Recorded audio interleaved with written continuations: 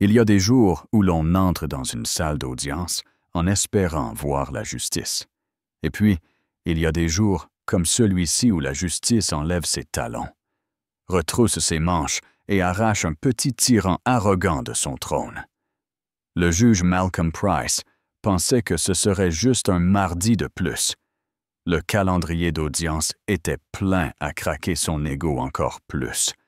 Et quand il a vu cette femme noire franchir les portes du tribunal, il n'a pas vu un danger. Il a vu une cible. Il a souri avant même qu'elle ne s'asseye. Il s'est penché vers le micro, avec une voix dégoulinante de mépris. Les gens comme vous n'ont pas leur place ici.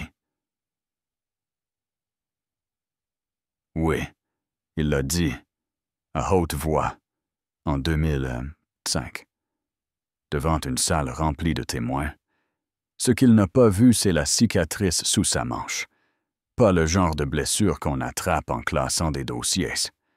Ce qu'il ne savait pas, c'est que cette femme ne venait pas pour défendre une affaire. Elle venait pour brûler tout le fichu scénario. Elle s'appelait Zariah Monroe, et l'homme assis à côté d'elle, menotté, tête baissée, c'était son petit frère, Miles.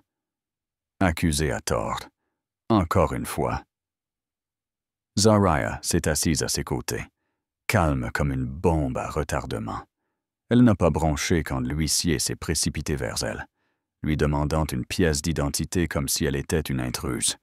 Elle lui a tendu un seul document, une feuille pliée, et a regardé son visage se figer. Ce n'était pas un simple permis, c'était une accréditation fédérale. Tamponnée, validée, incontestable. La mâchoire de l'huissier a tressailli alors qu'il apportait le papier au juge. Le juge Price n'a même pas levé les yeux. Il n'en avait pas envie. Il pensait ne pas en avoir besoin, jusqu'à ce qu'on lui murmure à l'oreille. Là, enfin, il l'a regardé, et pour la première fois ce matin-là, il a cligné des yeux. « Vous représentez l'accusé », a-t-il dit avec moquerie. « Oui, votre honneur. » Pause. Puis un ricanement du genre qui dit « J'ai déjà rendu mon verdict. » Ceci n'est pas un centre communautaire. Mademoiselle Monroe, c'est une vraie cour, une affaire criminelle. 10 ans de prison en jeu. Vous êtes sûr d'être à la hauteur. Zariah n'a pas élevé la voix. Pas besoin.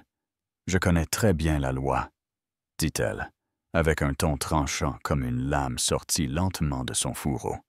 Le juge s'est penché, les yeux plissés. Connaître la loi et la pratiquer, ce sont deux choses très différentes. Elle ne l'a pas lâché des yeux. J'ai fait les deux. Silence. On le sentait dans les tripes. Même le public a retenu son souffle.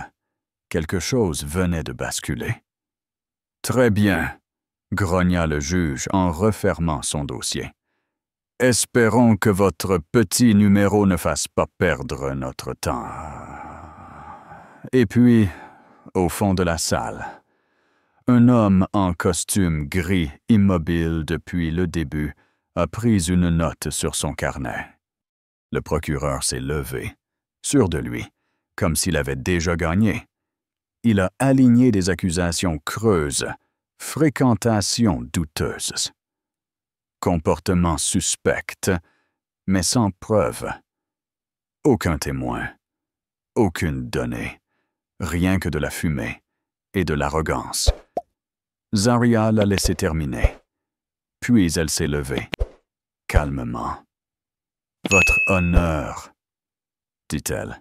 « Nous n'avons reçu aucun rapport médico-légal, aucune chaîne de possession, aucune analyse d'empreinte, et la voiture dans laquelle l'arme a été trouvée, elle n'appartient même pas à mon frère. » Le juge l'a chassé d'un geste. L'arme était dans la voiture.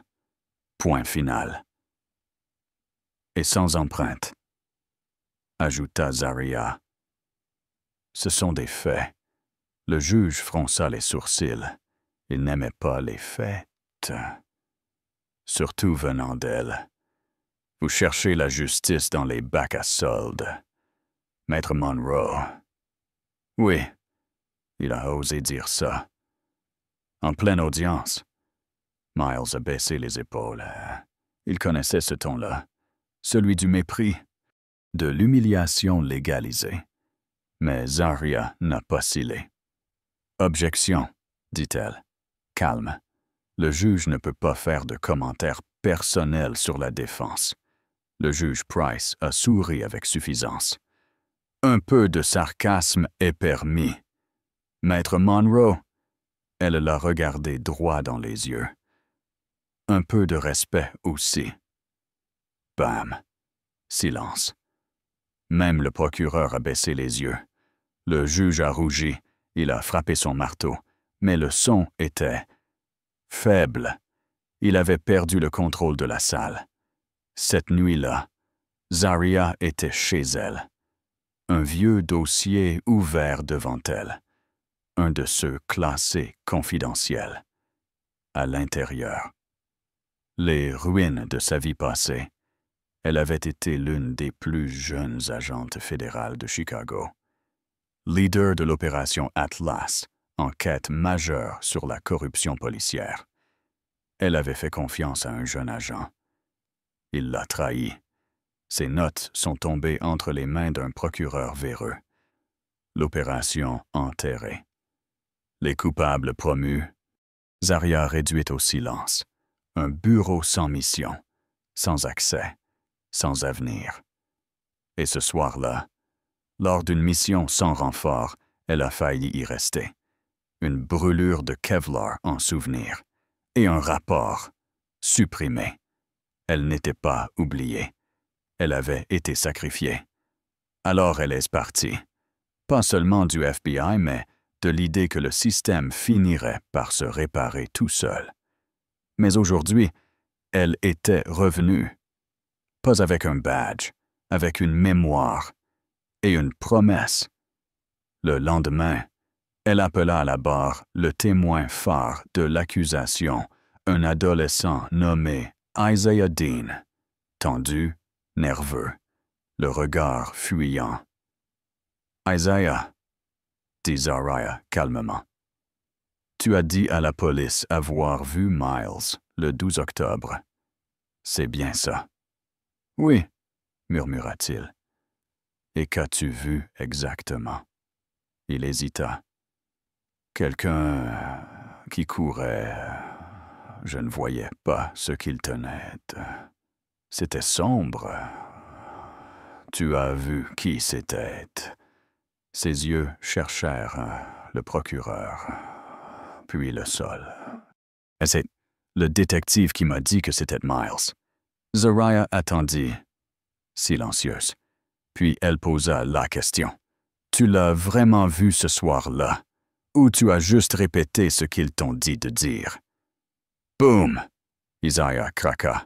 « Ils m'ont dit que j'aurais des problèmes si je ne confirmais pas leur version. Ils m'ont dit que ça devait être lui. » Choc dans la salle. Murmures.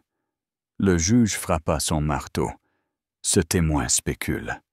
Zaria se retourna vers lui. Il ne spécule pas. Il avoue. Vous êtes hors de ligne, Maître Monroe. Et vous, hors de justice. L'atmosphère gela. La vérité venait de frapper forte. Isaiah releva les yeux. Vous vous souvenez peut-être pas de moi. Mais moi, je me souviens de vous. Vous êtes venu dans mon lycée. Vous aviez dit que la vérité est plus forte que la peur.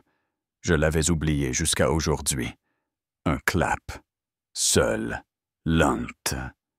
Le juge explosa. Ceci n'est pas un théâtre, mais c'était trop tard. Et alors? Un murmure d'un huissier. Cette brûlure, c'est du Kevlar, pas une cicatrice de bureaucrate. La salle frissonna. Le juge leva les yeux. Pâle. Elle n'était pas censée revenir. Mais elle était revenue. Et cette fois, elle n'était pas seule. L'homme en costume gris se leva, fit un signe de tête. Les portes s'ouvrirent à la volée. 3 agents fédéraux entrèrent. « Juge Malcolm Price, vous êtes en état d'arrestation. Obstruction, violation des droits civiques, abus d'autorité. »« C'est mon tribunal, » cria-t-il. L'agent prit le marteau. « Non, monsieur, c'est le tribunal du peuple. Et le peuple vous regarde. » Les menottes claquèrent. Le son était clair. Final. Puis, toutes les charges contre Miles Monroe sont abandonnées. Le huissier ôta les menottes. Miles se leva. Droit. Libre. Il serra sa sœur dans ses bras si fort que même les agents détournèrent les yeux. Alors que le juge Price était emmené, l'homme en gris murmura à Zariah. « Votre plainte a enfin trouvé le bon bureau. Agent Monroe, c'est vous qui avez commencé ça. » Elle ne répondit pas. Elle sourit. Pas parce qu'elle avait gagné une affaire, mais parce qu'elle avait obligé le système à se regarder en face, juste pour un jour, et enfin, se voir clairement. Alors je vous pose la question. Était-ce de la justice ou le début de quelque chose de plus grand? Donnez votre avis en commentaire. Zariah a-t-elle eu raison de revenir? Le juge méritait-il plus? Et combien d'autres tribunaux doivent-ils encore être nettoyés? Likez si vous croyez que la vérité compte encore. Abonnez-vous pour d'autres histoires, où la justice finit toujours par riposter.